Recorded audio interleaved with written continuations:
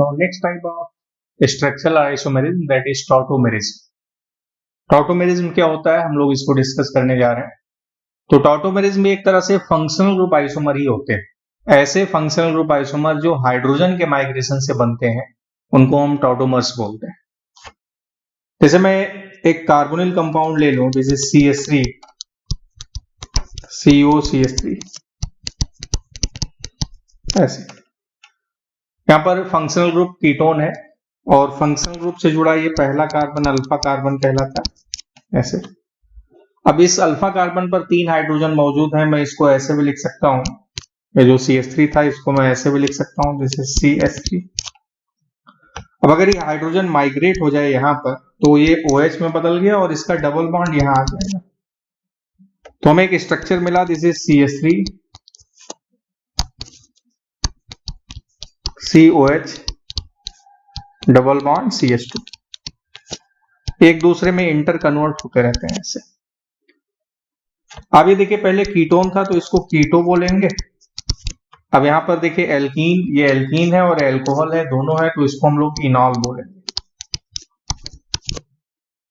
तो ये दोनों एक दूसरे के फंक्शनल ग्रुप आइसोमर। ऐसे फंक्शनल ग्रुप आइसोमर जो कि हाइड्रोजन के माइग्रेशन से बनते हैं वो टॉटोमर कहलाते हैं। और टॉटोमर किसी कंपाउंड के से शो होता है तो उस प्रोसेस को हम टॉटोमेरिज्म बोलते हैं। और tendency of a compound to show tautomer that is known as tautomerism. जैसे मैं एक कंपाउंड और लूं, साइक्लिक कंपाउंड, ये मैंने साइक्लोहेक्सेनोन ले लिया ऐसे, ये फंक्शनल ग्रुप से जुड़ा पहला कार्बन अल्फा कार्बन, इस कार्बन पर 2 हाइड्रोजन है ऐसे। अगर हाइड्रोजन माइग्रेट हो जाए तो O बदल जाएगा OH में, ऐसे बन गए, और यहाँ डबल बॉन्ड आ गया, यहाँ एक H है, अब इनॉल में बदल गया इस तरीके से। तो आप देखिए कीटोन एल्कोहल में बदल गया इनॉल में, तो ये टॉटोमेरिज्म कहलाएगा। हाइड्रोजन के माइग्रेशन से हुआ तो टॉटोमर कहलाएगा, और टॉटोमर शो करने की टेंडेंसी टॉटोमेरिज्म कहलाएगी। और अगर जो टॉटोमेरिज्म का प्रोसेस है वो कार्बोनिल कंपाउंड से हो रहा है यानी कीटोन से हो रहा है तो it is known as keto enol tautomerism.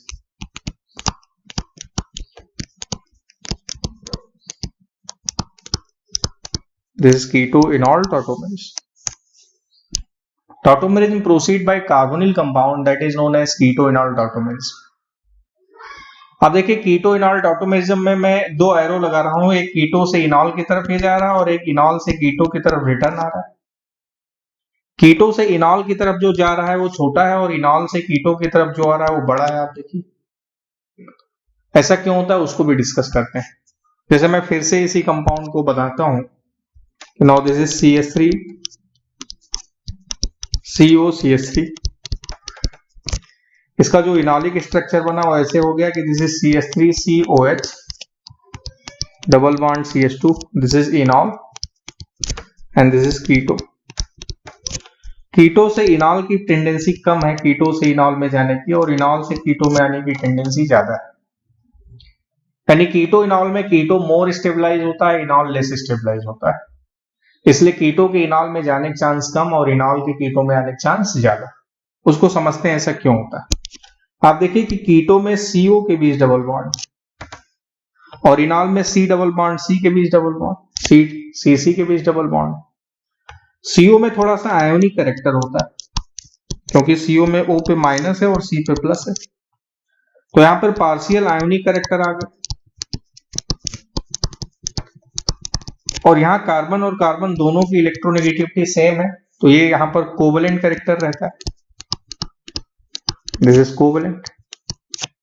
Ionic bond और कोवेलेंट बॉन्ड में आयोनिक बॉन्ड ज्यादा स्ट्रांग होता है, तो keto is more stabilised than enol क्योंकि कीटो में पार्शियल आयोनिक कैरेक्टर।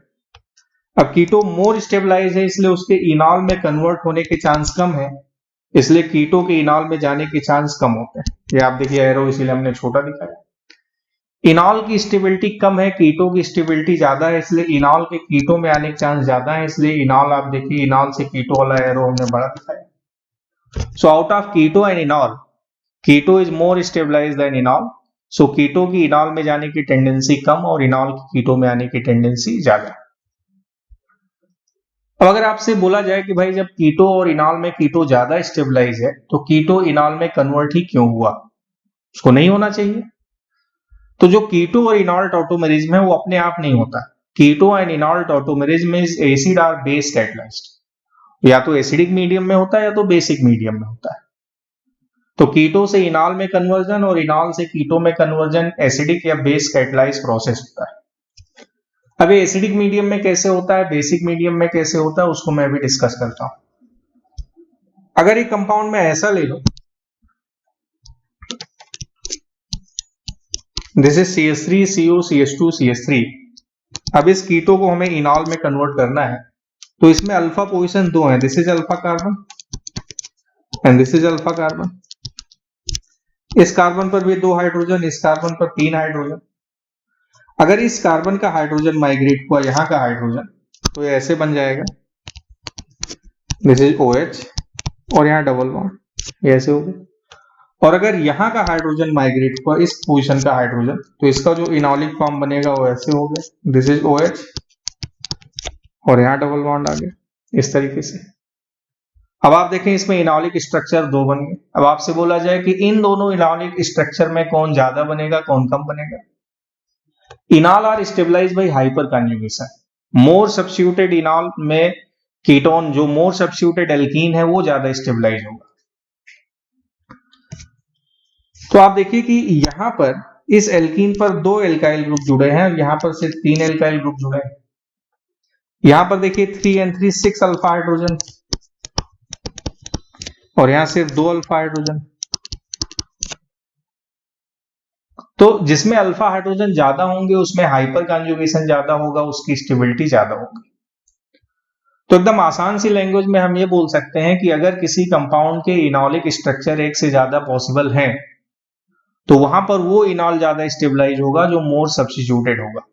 आप देखिए इसमें 3 जगह से सब्स्टिट्यूशन, ये 1 2 एंड 3, और आप देखिए 1 एंड 2, तो ये मेजर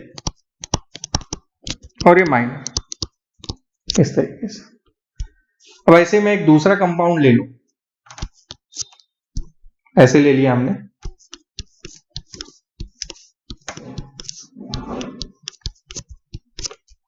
इसके भी इनॉलिक स्ट्रक्चर अगर ड्रा किए जाए,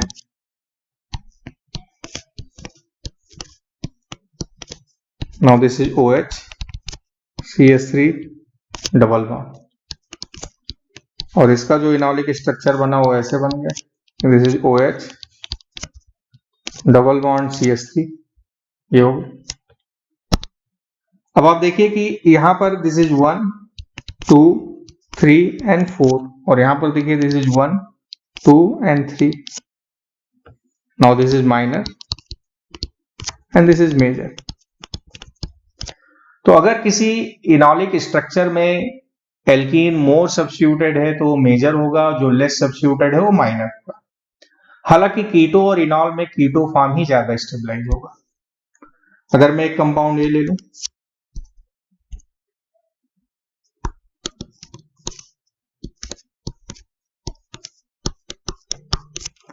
तो इसका एक ही इनॉलिक स्ट्रक्चर बनेगा, ये अल्फा कार्बन है, बट इस अल्फा कार्बन पर अब हाइड्रोजन नहीं, दोनों मिथाइल तीनों।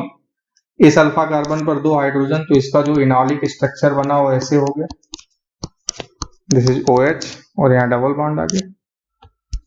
अगर ये कंपाउंड है,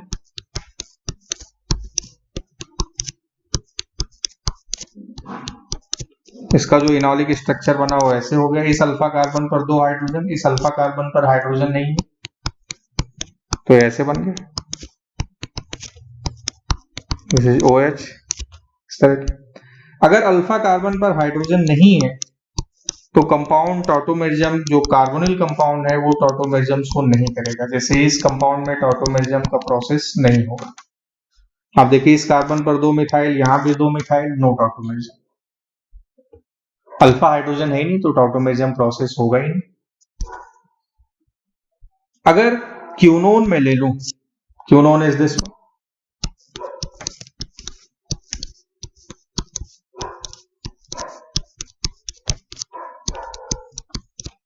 क्यूनोन टॉटोमेरिज्म शो नहीं करता। आपसे बोला जाए कि क्यूनोन टॉटोमेरिज्म शो क्यों नहीं करता, उसको एक्सप्लेन करें, तो उसको समझते हैं। Double bond, this is double bond O, this is double bond O। इस कार्बन पर हाइड्रोजन मौजूद है यहाँ पर। सपोज अगर हाइड्रोजन माइग्रेट कर जाता है तो ये O बदल जाएगा OH में और ये डबल बॉन्ड इधर आ जाएगा, तो इसका जो टॉटोमेरिक स्ट्रक्चर बनेगा वो ऐसे बन जाएगा। यहाँ कार्बन था, ऐसे हमने लिख दिया, ये हो गया OH और यहाँ डबल बॉन्ड ऐसे, और यहाँ डबल बॉन्ड है ही। अब आप देखें कि इस कार्बन पर टोटल 4 बॉन्ड्स हैं, बट इसमें सिग्मा बॉन्ड 2 ही है, तो 2 सिग्मा बॉन्ड 0 लोन पेयर 2, तो इसका हाइब्रिडाइजेशन sp हो गया, और sp के लिए बॉन्ड एंगल 180 डिग्री चाहिए। 6 मेंबर रिंग में 180 डिग्री पॉसिबल नहीं होता है, इसलिए ये कंपाउंड टॉटोमेरिज्म शो नहीं करता। तो क्यूनोन can not show tautomerism. Tautomerism show करने पर 6 मेंबर रिंग में sp हाइब्रिडाइजेशन संभव नहीं हो पाएगा। एक तो हम लोगों ने पढ़ा कि अगर अल्फा कार्बन पर हाइड्रोजन नहीं है तो टॉटोमेरिज्म नहीं होगा, दूसरा क्यूनोन नहीं शो करता, और तीसरा ऐसा अगर कंपाउंड ले लें, एक बाईसाइक्लो कंपाउंड हमने लिया, दिस इज CO, यहां पर हाइड्रोजन है, अगर ये कंपाउंड भी टॉटोमेरिज्म शो नहीं करता, आपसे बोला जाए ये कंपाउंड टॉटोमेरिज्म शो क्यों नहीं करता, उसको बताएं। तो अगर ये वाला हाइड्रोजन यहां माइग्रेट हो जाए तो ये OH हो जाएगा और ये डबल बॉन्ड यहां चला जाएगा, तो इसका जो रिजल्टिंग स्ट्रक्चर बनेगा वो ऐसे हो जाएगा, this double bond and OH, इस तरीके से। अब इस कार्बन पर आप देखिए कि सिग्मा बॉन्ड 3 है, तो इसका हाइब्रिडाइजेशन sp2 होगा, और ये कार्बन ब्रिजहेड कार्बन है। ब्रिजहेड कार्बन पर linear 120 degree bond angle possible नहीं होता। ब्रिजहेड कार्बन पर 120 डिग्री आने के लिए तीनों सिग्मा बॉन्ड को सेम प्लेन में आना पड़ेगा ऐसे, और इसके लिए कि इस बॉन्ड को ब्रेक होके ऊपर जाना पड़ेगा, यानी ये इस बॉन्ड को अगर ब्रेक होके ऊपर जाना पड़ेगा तो ये बाईसाइक्लो कंपाउंड मोनोसाइक्लो कंपाउंड में बदल जाएगा, यानी कंपाउंड अपनी आइडेंटिटी लूज कर देगा। क्या सीधा सीधा हम ये जाने कि ब्रिज हेड पोजिशन पर 120 डिग्री या 1 sp2 हाइब्रिडाइजेशन पॉसिबल नहीं होता है, इसलिए ये कंपाउंड टॉटोमेरिज्म शो नहीं करेगा। तो हमने बताया कुछ कंपाउंड जो टॉटोमेरिज्म शो नहीं करते हैं, जिसमें अल्फा हाइड्रोजन होते हैं उसके बावजूद। बट अगर ये कंपाउंड में ले लो,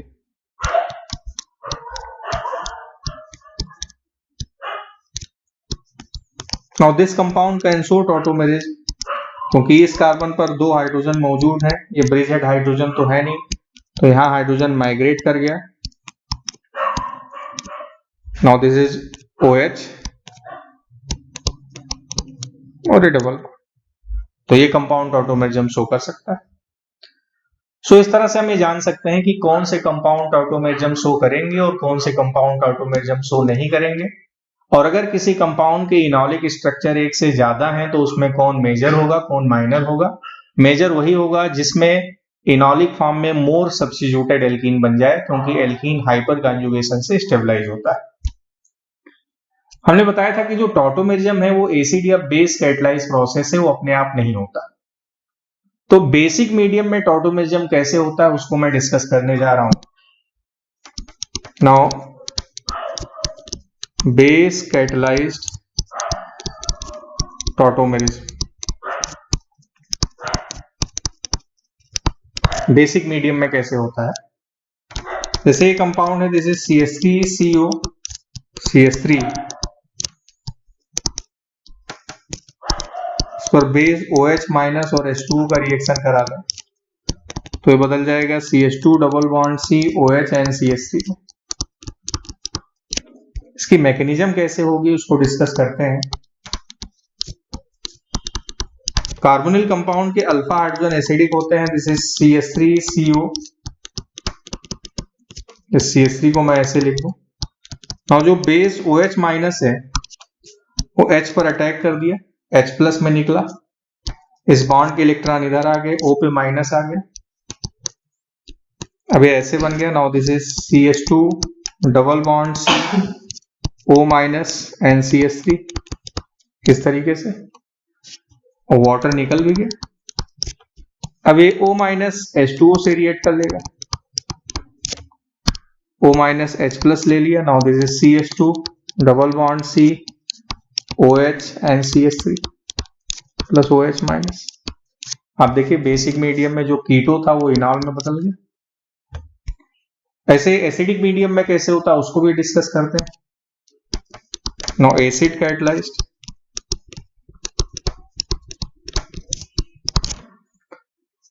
एसिड कैटलाइज में H प्लस H2 का यूज करते हैं। ये मैंने ऐसे लिया कि दिस इज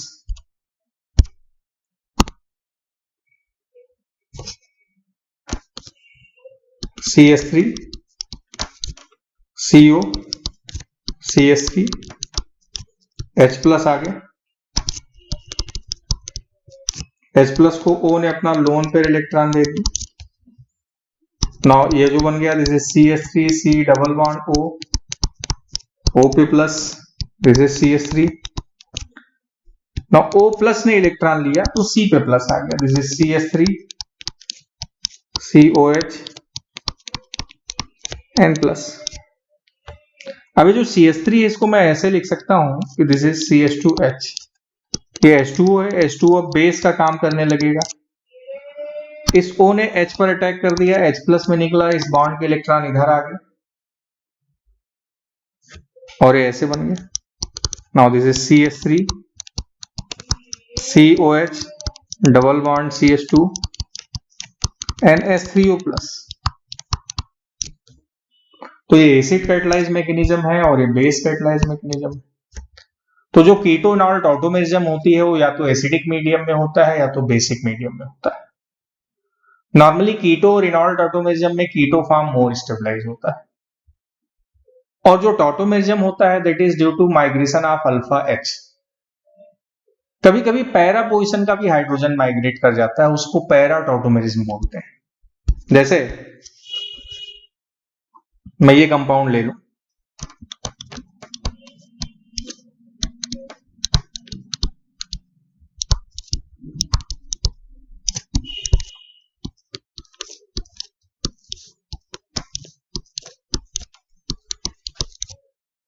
ये पैरा पोजिशन पर 2 हाइड्रोजन है। इसके टॉटोमेरिज्म में पैरा पोजिशन का हाइड्रोजन माइग्रेट करता है और इसका जो इनॉलिक स्ट्रक्चर बनता है वो ऐसे बन जाता है, दिस इज OH। H यहां से निकला तो इस बॉन्ड के इलेक्ट्रॉन इधर आ गए, ये इधर आ गया और ये O माइनस ऐसे शिफ्ट हो गया, तो ये H फाइनली इस O पर आ जाता है। This is para tautomerism. ऐसे एक दूसरा एग्जांपल मैं ले लूं,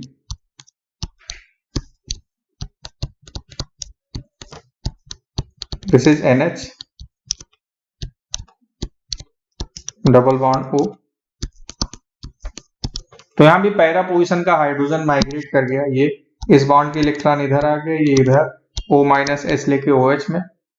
now the resulting structure is this one.